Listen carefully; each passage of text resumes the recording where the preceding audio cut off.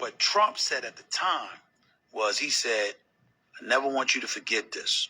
He said, and I want you to hold on to this mentality for as long as you possibly can, because it will always be applicable in the world of business. I said, I'm listening. He said, when you go to a bank and you borrow $3 million and you can't pay it back, you got a problem. He said, but if you go to a bank and you borrow $300 million and you can't pay it back, we've got a problem. That's right. He said, the moral of the story is, the more you get people to invest in you, the more diligently they must work to ensure your success. And so that is incredibly apropos to me, because ever since that time, once I got back from that 2-year hiatus away from ESPN, I meticulously went about the business of plotting my career. Yo, what's good, y'all? It's Bassey, Akwa. Stephen A. Smith backtracks on his voting for Kamala Harris, and wow, man, this is just very ridiculous. I was very disappointed in Stephen A. Smith as a commentator. Because everybody knows when Stephen A. Smith walks into the NBA arena, he walks like at any given second he would slap the taste out of somebody's mouth. Stephen A. Smith looks like he will push Doc Rivers out the way and just start coaching at any given second. So for him to very cowardly back down and recant his statements and say, oh, I would vote for Trump, like, wow, man, this was very ridiculous. And hearing what he said, I was confused. I didn't even understand where he was going with this. I was just waiting, like, okay, what is the actual reason? And I didn't really hear an actual reason. Now, for somebody like Stephen A. Smith to say that he would vote for Kamala Harris based on the color of their skin, you gotta almost like really recant almost every single thing he said as a commentator, because that just takes away his credibility, like, supremely. Like, I'm still trying to figure out, like, so you voted for Kamala Harris because she's a black woman? Like, this sounded like something that he would say on, this sounded like something he would say on a BET special or something like that. And I watched BET as a child, not so much anymore, but as a child, I was very, like, in the Soul Train Awards, like, those were things that I really enjoyed to watch as a child. Not so much today. So to hear Stephen A. speak like this is like, are you trying to be in, like, the next music video? Like, what? I'm trying to figure out, where was he going with this? Was he paid? Like, I'm not saying he was paid. Obviously, he gets a very big salary from ESPN, so clearly he's not being paid. But it just makes me really wonder, like, what's going on with Stephen A. Smith? Like, was he ever really smart? Was he ever really a great commentator? Because we all know he can't hoop. That's evident. Like, he's not athletic. Like, he averaged negative 1 points. So what is it really about Stephen A. Smith that he's getting paid $30 million to talk forever on ESPN?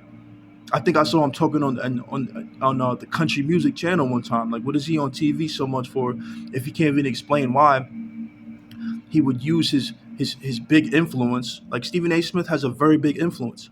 You can't even almost name any non-athlete as a sports commentator without mentioning Stephen A. Smith, or if that person got any sort of shine. Even some of the guys who actually played professional sports, they got their start arguing with Stephen A. Smith about nothing.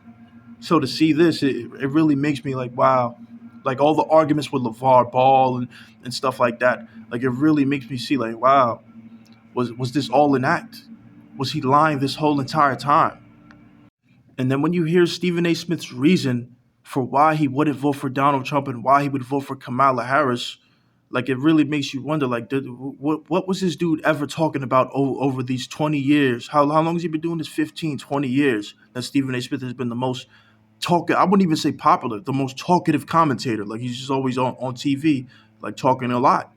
So it's like, so you didn't vote for Donald Trump because you said he's a bigot and Kamala Harris is a black woman. Like, this is something that I would expect from the average woman. And I'm actually pretty disappointed that I've even heard this from the average woman. It could be a black woman, like almost any woman. They say, oh, like, she's the first black woman or brown woman. Yo, she's the first black woman to be a president. Like, me personally, I just don't think that's responsible as a politician. Like, I just don't think, not as a politician, I just don't think that's responsible as somebody that is as a voter, that you would register to vote, and that you would look at the color of somebody's skin like, yo, this is something I would like. I just don't think that's I don't think that's credible to not only commentating, but your responsibility as a voter. And not only your responsibility as a voter, your responsibility just as a person in the community. I'm not saying that she shouldn't have gotten nominated because of the color of her skin. Yeah, like that, like all this stuff. Like, oh, she went to Ivy League schools and accredited universities. Yes, that's a very great stat. But when we're talking about the policies and what's going on in the United States, like all this stuff just doesn't add up. And I feel like it's a lot of bad responsibility, like from a lot of grown ups, from just a lot of people who say they're so interested in this stuff. In my opinion, all these people who voted the wrong vote, you probably should have just went to do something else. You probably should have went to go shoot some hoops, go play cards, because all the like in my personal opinion, it was just a lot of irresponsibility. Because in this past election, we saw so many young people that did the research, found out about these people, not only looked because, oh, yo, this is a woman and all these other things. Like this is our life. Like that's cool, but this is your life here, bro.